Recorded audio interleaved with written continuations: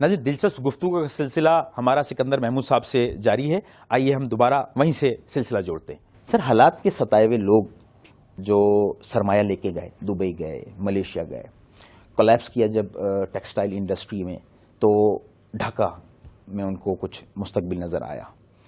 اب موجودہ حالات میں آپ کیا دیکھتے ہیں کہ کتنا سکسیسفل ریشو رہا؟ ہم کہاں کھڑے ہیں؟ دیکھیں، یہاں پہ ایک تو جو ان پہ ٹیکسز لگائے گئے، سیلز ٹیکس وغیرہ، اس کے بعد جو سب سے بڑا جو تھا وہ تھا بجلی کا. جو بجلی انرجی کرائسس ہوئے تو اس میں لوگ چلے گئے. اس کے بعد تھا لا اینڈ آرڈر کا بھتہ خوری، جس کی وجہ سے لوگ بھاگے یہاں سے. کہ ایک تو اتنی لیبر انٹینسو ٹیکسٹائل انڈسٹری ہے، اس میں اتنے سارے لوگوں کو ملازمت بھی دیں، وہاں پہ یونین بنوا دیں. یونین کے کرتا دھرتا کام نہیں کرتے تھے. اس کے بعد اپنے اپنے لوگوں کو بھرتی کرا کے رکھتے تھے. تو یہ ساری چیزیں جو ہیں جس کی وجہ سے لوگ مجبور ہو کے دوسرے ملکوں میں گئے. حالت تک اس میں کچھ لوگوں نے جا کے Sharjah free zone, Dubai free zone, Bangladesh, Malaysia, جہاں جہاں لگا سکتے تھے وہاں لگائیں.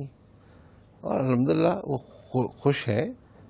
ان کو ہماری حکومت نے ہی نیا راستہ دکھایا، ہمارے ہی لوگوں نے، جو ہمارے حکمران ہیں انہوں نے نیا راستہ دکھایا. اب شاید بہت کم ان میں سے واپس آئیں گے.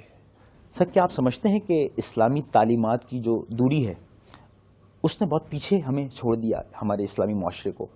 آپ کس حد تک ایگری کرتے ہیں اس بات سے؟ مجھے کوئی سچ کوئی نمایاں واقعات بالکل یاد نہیں ہے، لیکن اسلامک تعلیمات بالکل جہاں پہ بھی ہو سکتا ہے کچھ نہ کچھ ہم اپنے ادارے میں کرتے رہتے ہیں. ہماری آپس میں بات ہوتی ہے کہ وہ بچے جب میرے باہر سے آئے تو وہ کہتے تھے کہ یہاں تو ہر بات میں لوگ جھوٹ بولتے ہیں، اور ان سے کہا بھی نہیں جاتا کہ جھوٹ بولو، لیکن ایک فیشن کے طور پر بولتے ہیں. اگر آپ کو یہ میری بات یاد ہو، نے ایک بات کی تھی، تو یہ تربیت تو ہمیشہ کہہ دیتے ہیں کہ بھئی جھوٹ نہیں بولنا چاہیے. جس سے جو کچھ ہے، کام کرو گے غلطی ضرور ہوگی، کام نہیں کرو گے تبھی غلطی نہیں ہو سکتی. تو اس کو غلطی سے سیکھو، اور غلطی آپ نے ایڈمٹ کر لو کہ بھئی کوئی بات نہیں، ختم ہو جاتی بات، اور چوری نہ کرو. یہ تو ہمیشہ رہتے ہیں. اس کے بعد اپنے ہم ایک چھوٹا سا اپنی ہمارا یہ جو ہے، اس کے اندر ہم اپنے عید میلاد النبی وغیرہ کی اس کی فنکشن وغیرہ کرا دیتے ہیں. ہاں، ایک جو سب سے بڑی میں سمجھتا ہوں کہ جب میں یہاں آیا تھا ہوٹل میں تو گیسٹس کے لیے کوئی مسجد نہیں تھی، تو وہ میں نے یہاں پہ سوئمنگ پول کے ساتھ ایک مسجد جو ہے وہ شروع کروائی، اور ابھی ریسنٹلی اس مسجد کو اور بڑا کرا دیا. تو الحمدللہ آج وہاں پہ تراویح بھی ہوتی ہے اور لوگ آتے ہیں. اور میرا خیال ہے کہ یہ لوگ جو یہاں پہ آ کے تراویح پڑھتے ہیں یا نماز پڑھتے ہیں، یہ اس ادارے کے لیے بھی دعا کرتے ہیں. میں خود بھی اپنی نماز میں اداروں کے لیے دعا کرتا ہوں کہ بھئی جس سے روزگار وابستہ ہے اس کو ترقی ملے. تو باقی ہمارے جو اپنے جو اسٹاف میٹنگز وغیرہ ہوتی رہتی ہیں، اس کے اندر بھی آنیسٹی پہ، وچ از پارٹ آف اسلام، جو اسلام کا ایک رکن ہے کہ اپنے تو یہ ان کو بتایا جاتا ہے اور ان کو انعامات بھی دی جاتے ہیں ایسے لوگوں کو، تاکہ انکریج اور مثال بنے دوسرے لوگوں کے سامنے.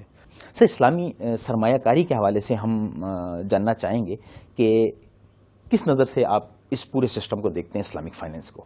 دیکھیے، اسلامک بینکس کی کچھ پرابلمز یہ ہیں کہ وہ ایک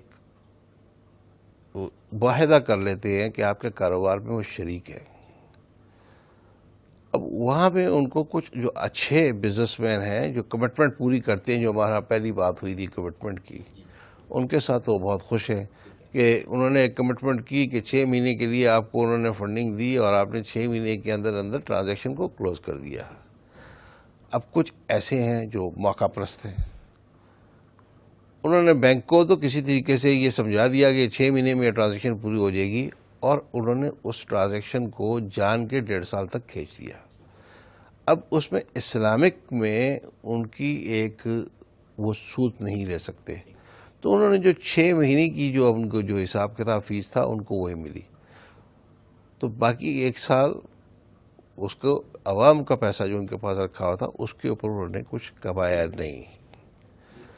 تو اس سے تھوڑا سا وہ اسلامک بینکنگ جو ہے وہ ہے، لیکن چونکہ اتنا چھوٹا سا سیگمنٹ ابھی انہوں نے مارکیٹ کا کیپچر کیا ہوا تو ان کو اتنا فرق نہیں پڑا. اسلامک فائنینس بڑھنی چاہیے، میں اس حق میں ہوں کہ بالکل بڑھنی چاہیے. اللہ تعالیٰ نے تو واضح احکامات میں کہا کہ سود کے ساتھ تو میری لڑائی ہے، اعلان جنگ ہے، کسی اور چیز کے لیے تو نہیں کہا.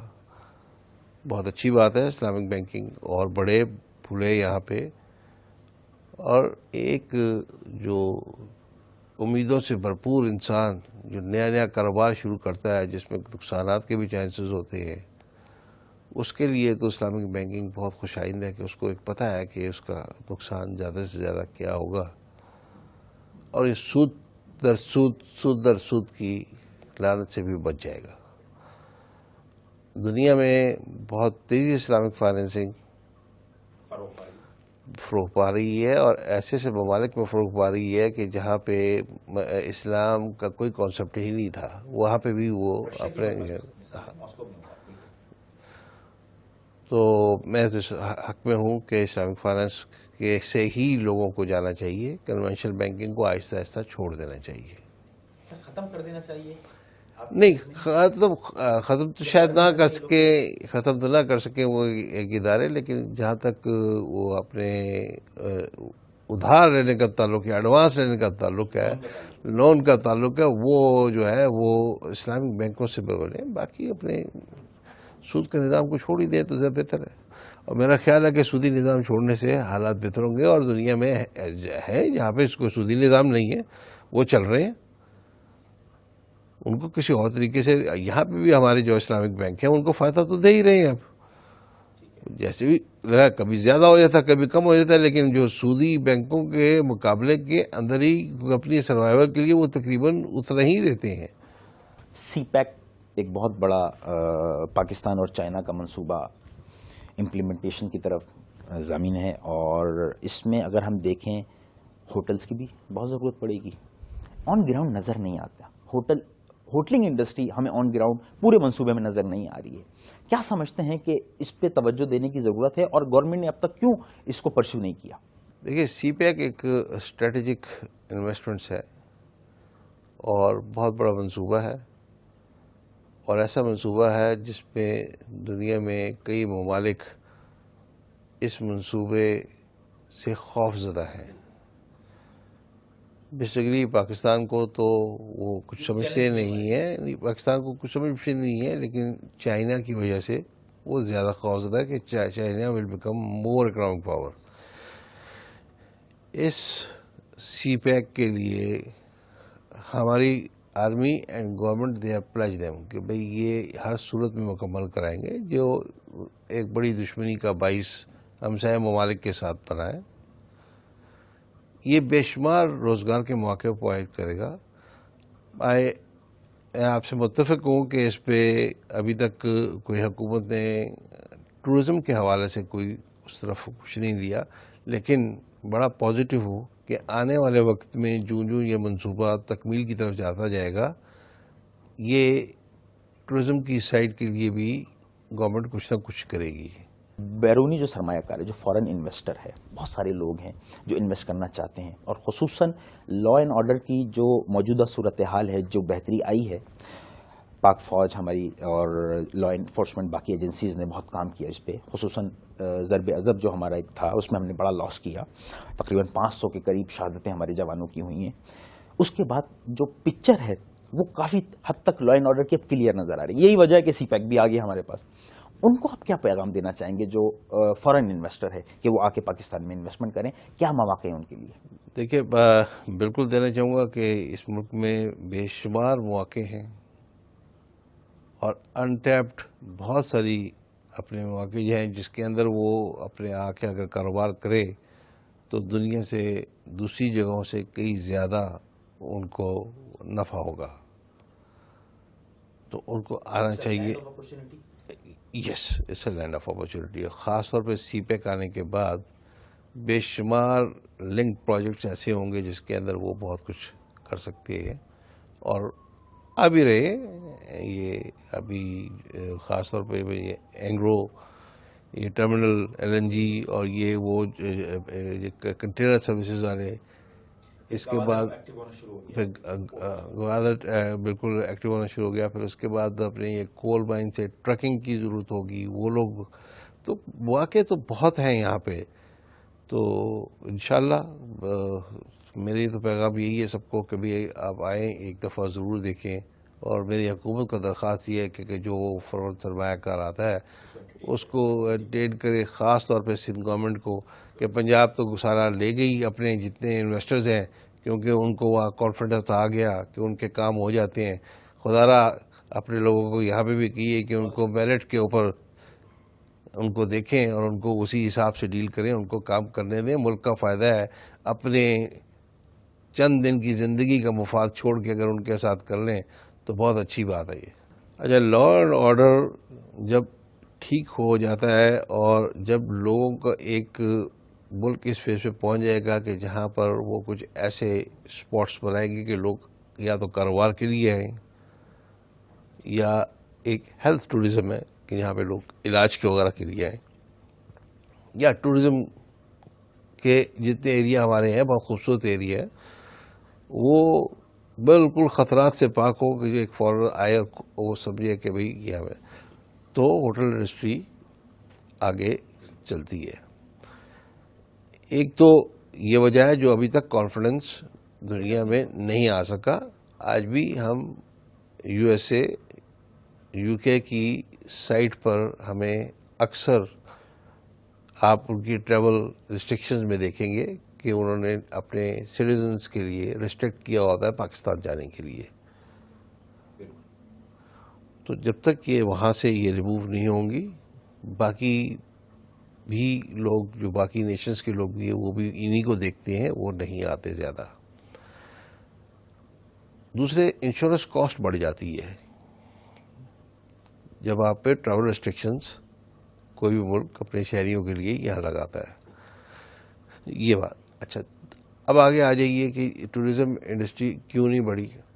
ہمارے ہاں زمینوں کی قیمت ماشاءاللہ امریکہ سے بھی زیادہ ہے، اور تھوڑی زیادہ نہیں، کوئی 5 سے 8-10 گنا قیمت زیادہ ہے اس زمین کی، بلکہ شاید اس سے بھی زیادہ ہوگی. اب آپ کی جو اس پہ فکسڈ انویسٹمنٹ ہے، ایک ہوٹل بنانے پہ جو لگیں گے پیسے، اور جو کمروں کے ریٹس ہیں بیچنے کے لیے کہ آپ 10-12 ہزار روپے میں کمرہ، وہ بھی اب ریٹ ہوا، یہ نہیں تو یہ تو 6-7 ہزار میں بک رہے دے رہے تھے. تو 12 ہزار میں بیچ کے تو وہ 50 سال کے اندر بھی اپنے پیسے نہیں نکال سکتا، اس کی ویزیبلٹی. تو گورنمنٹ کی کوئی سپورٹ نہیں ہے کہ کوئی ان کو لیز پہ لینڈ دیں، ان کو نہیں چلے سبسیڈائز تو نہ ہی کریں میں کہتا ہوں، لیکن مطلب کوئی اس کو اگر آپ کا گورنمنٹ کا ایک پالیسی ہو کہ ٹورزم کو ہم نے کرنا ہے، تو آپ زمین مت دیں اس کو. اگر زمین مہنگی مل رہی ہے، آپ نے زمین اپنے پاس رکھیں لیکن لیز پہ دے دیں اس کو، کہ کم سے کم وہ انویسٹمنٹ تو لے کے آئے. اس کو زمین کی کاسٹ تو اس کی انویسٹمنٹ میں ایڈ نہیں ہوگی، اس کا تو کرایہ دینا ہوگا نا، جو ایک ٹوکن منی ہوتی ہے. اس کے بعد یا بلڈ آپریٹ، وہ اپنے کہیں کہ جی آپ بنائیے اور بنا کے اتنے سال 10 سال آپ چلا لیجیے، 15 سال آپ چلائیے، اس کے بعد ہمارا ہو گیا پھر ہم چلا لیں گے اگر ان کی قابلیت ہے، جس طرح دوسرے ملکوں میں ہوتا ہے. وہ ان کی کوئی پالیسی نہیں ہے. ناظرین، بہت ہی معلوماتی سیشن رہا ہمارا. آج کی جو نشست ہم نے سکندر محمود صاحب کے ساتھ سجائی، اور امید ہے آپ نے بھی بہت کچھ سیکھا ہوگا. اور القصہ مختصر، درس قرآن اگر ہم نے نہ بھلایا ہوتا، یہ زمانہ نہ زمانے نے دکھایا ہوتا. اگلے پروگرام میں ایک نئے مہمان کے ساتھ آپ سے دوبارہ ملاقات ہوگی. جب تک کے لیے اپنے میزبان وقار احمد خان کو اجازت دیجیے. اللہ نگہبان. پاکستان زندہ باد.